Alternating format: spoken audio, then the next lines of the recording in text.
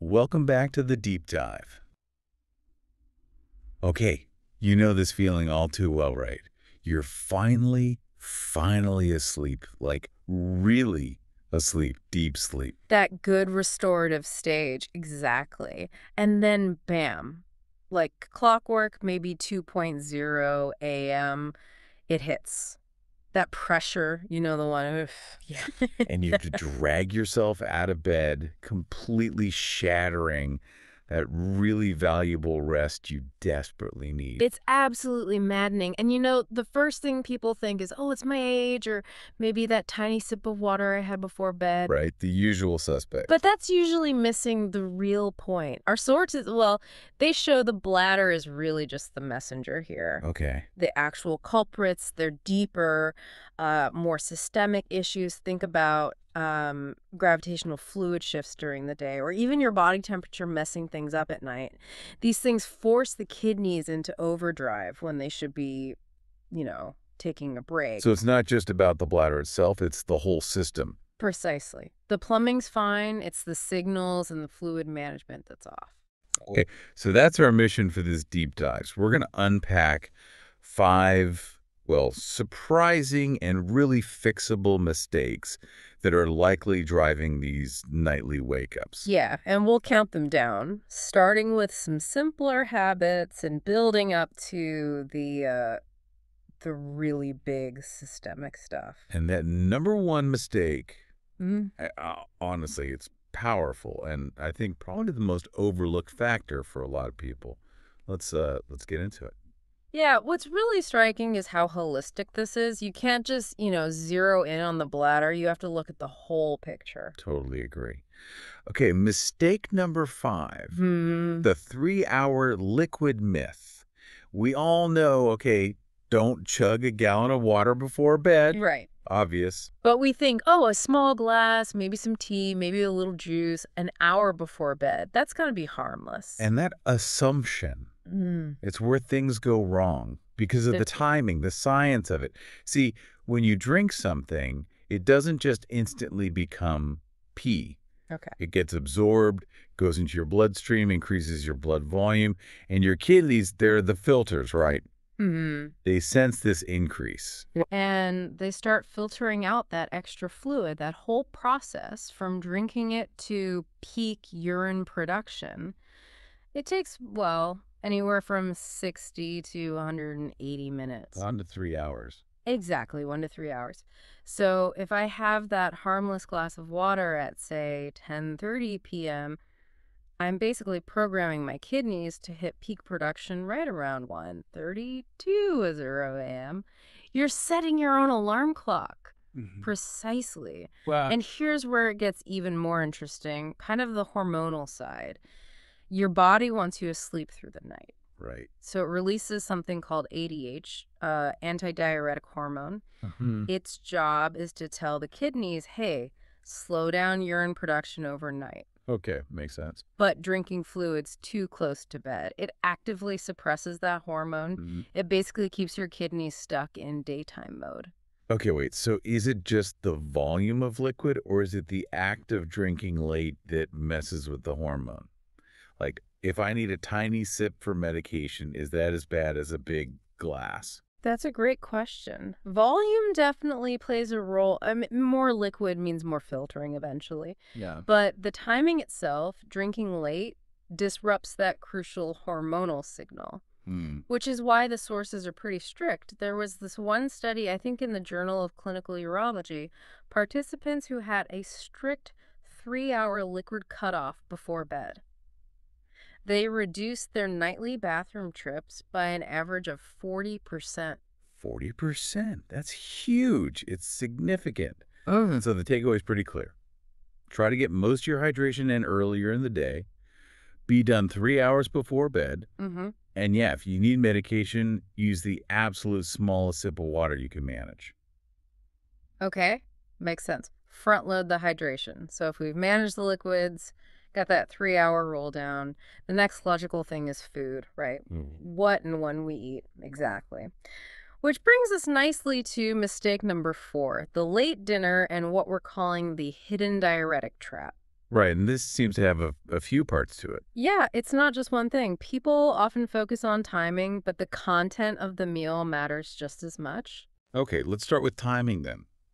Eating a big meal, say, within 3 hours of bed.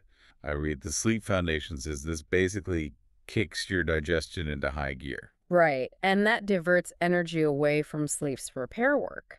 Plus, it raises your core body temperature, which isn't great for sleep quality. It leads to more fragmented rest. Okay, so poor sleep quality. Uh, And does eating late add fluid too, like the drinking? it does, actually. It's something called metabolic water.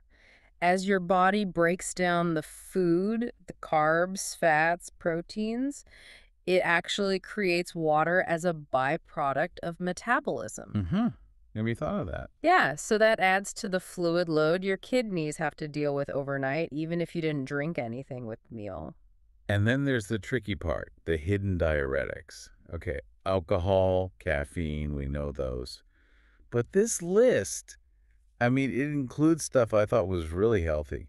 Celery, cucumbers, asparagus, bell peppers, Oh, parsley. no, it's kind of shocking, isn't it? Think about someone having a big, quote unquote, healthy salad at 9 p.m., Right, packed with celery and cucumber.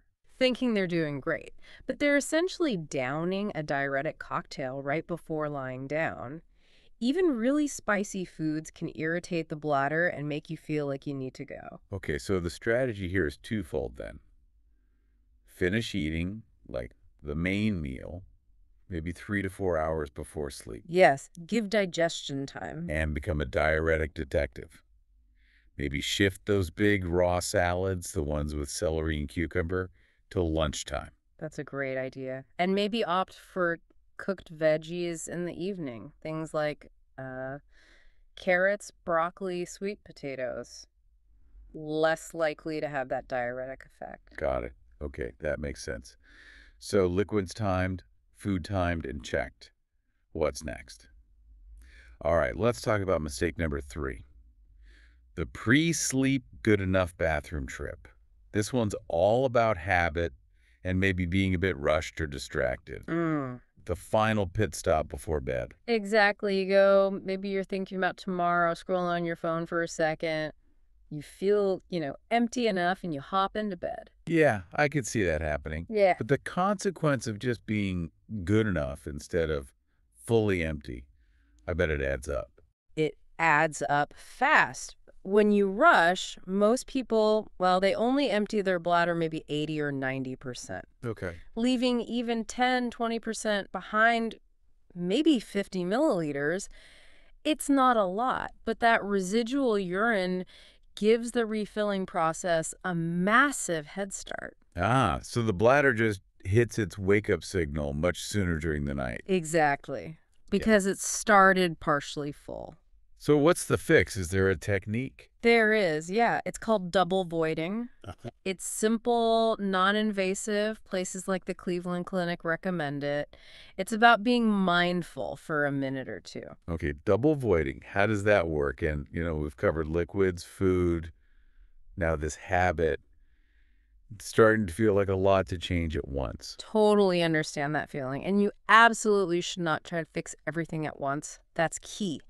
We'll come back to that with the rule of one later. Okay, good. But first, let's just nail down this double voiding technique. It's basically 4 simple steps. First step, sit down on the toilet. Hmm. Okay, even for men. Yes, even for men. Sitting helps the pelvic floor muscles fully relax. That's crucial for complete emptying. Second, just urinate normally. Third, and this is important, stay sitting for another 30 to 60 seconds. Just relax, take a few deep breaths. Don't rush. Okay. And fourth, lean forward slightly. Maybe rest your forearms on your knees. This little shift in posture can change the bladder's position. And help get any leftover urine out. Exactly. You try to urinate again. Might just be a little bit, might be nothing, but you've given it the best chance to empty fully. Yeah. Making that a quick 2-minute ritual, it can be a real game changer. You eliminate that head start. Okay, that makes a lot of sense. Take the time, be mindful. Got it. So that moves us out of habits and more into the bigger systemic factors, right? Yes. Started with mistake number 2. Your bedroom's unregulated microclimate. Basically the temperature. Wow, okay.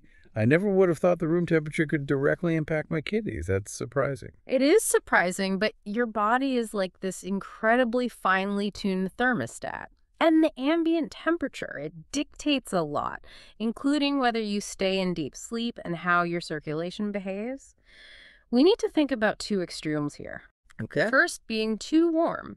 We know the ideal sleep temperature is actually quite cool, somewhere around 65 to 68 Fahrenheit, maybe 18 to 20 Celsius. Right, I've heard that. If your room is too warm, or maybe your pajamas are too heavy, like polyester, your core body temperature stays higher. Okay. This actually prevents you from sinking into those really deep sleep stages, and it's in those deep stages that the ADH, that antidiuretic hormone we talked about, really kicks in properly.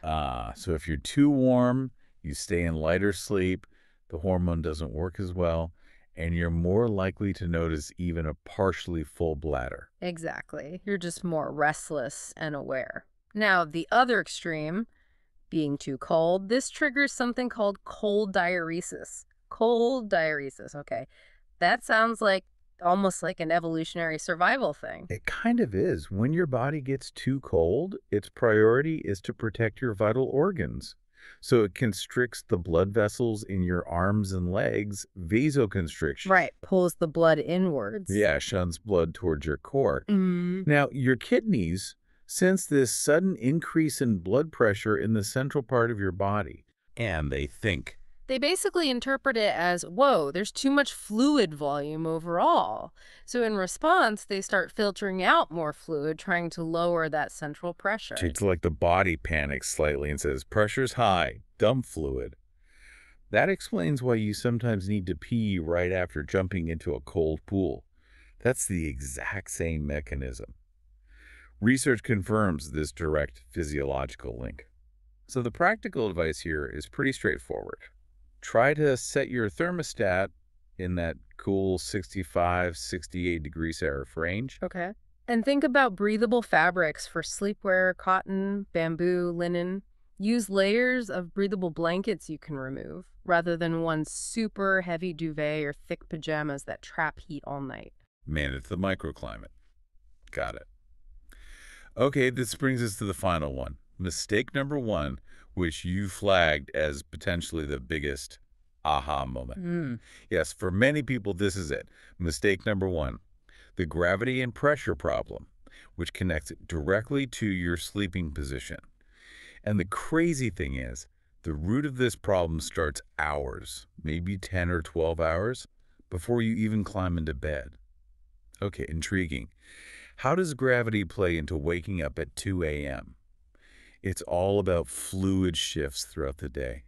Think about it. You spend, 16 hours maybe, either standing or sitting upright? Yeah, most days. During that time, gravity is constantly pulling fluid downwards into the tissues of your lower body, your legs, your ankles.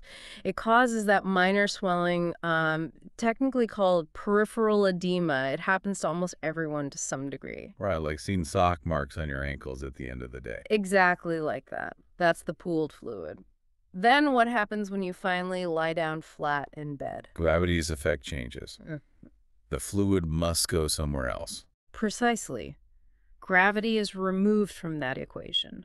So slowly, over the next few hours while you're starting to sleep, that excess fluid leaves your leg tissues and re-enters your bloodstream. Your body is essentially rehydrating itself internally from that reservoir in your legs. In the kidneys. Oh. The kidneys sense this big, delayed surge in blood volume from the legs draining back in. You got it.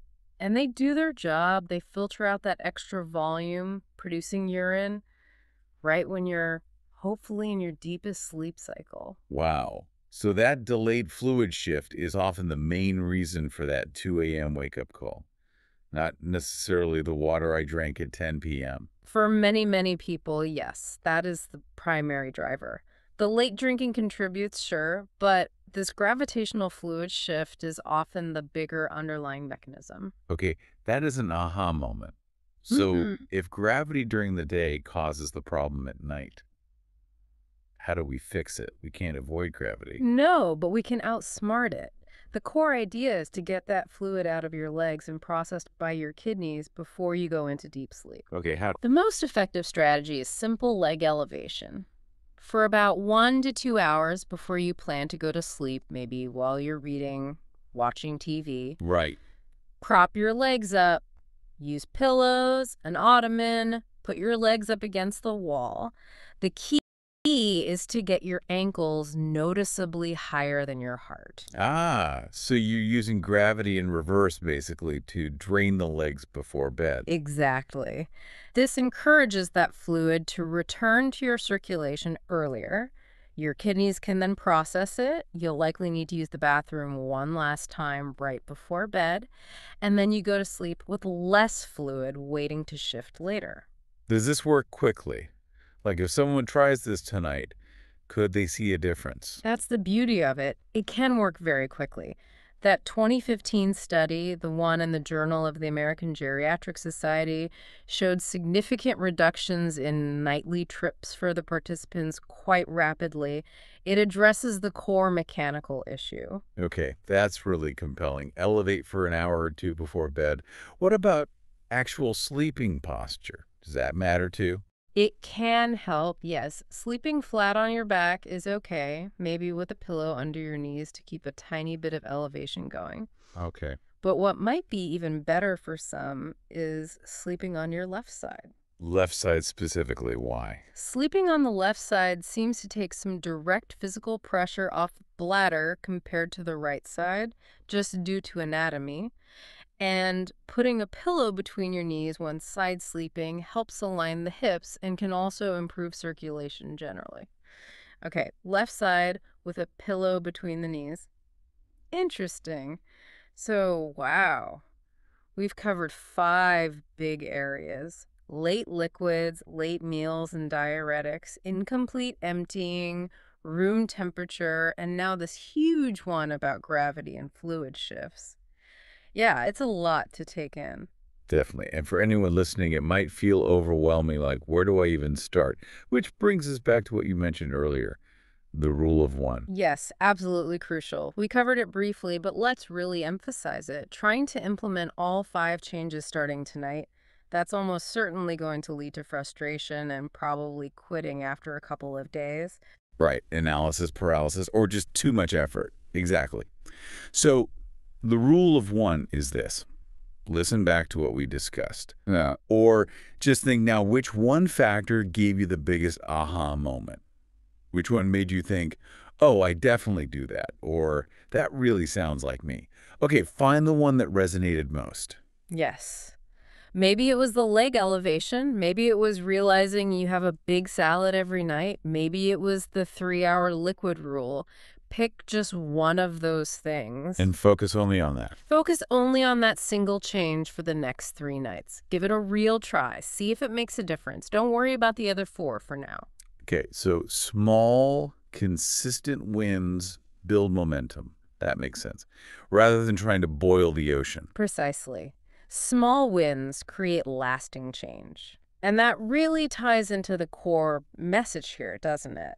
The key to getting that uninterrupted sleep back isn't some magic pill or quick fix. No, it sounds like it's about understanding your body as this really interconnected system. Exactly. And giving it the stability and predictability it needs to do its job properly overnight, especially letting the kidneys rest when they're supposed to. So, maybe a final thought for people to chew on, connecting this all together. Well, building on that gravity point, just consider how something as simple as your daytime activity, like how long you sit without getting up and moving, how that directly influences the fluid pooling in your legs. And therefore directly dictates the quality of your sleep. hours and hours later. Exactly.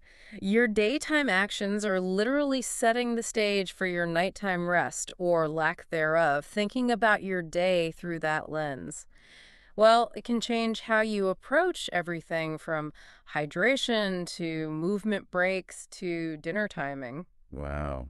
Powerful connection. Thanks for breaking all that down. My pleasure. Hopefully, it helps people reclaim some sleep.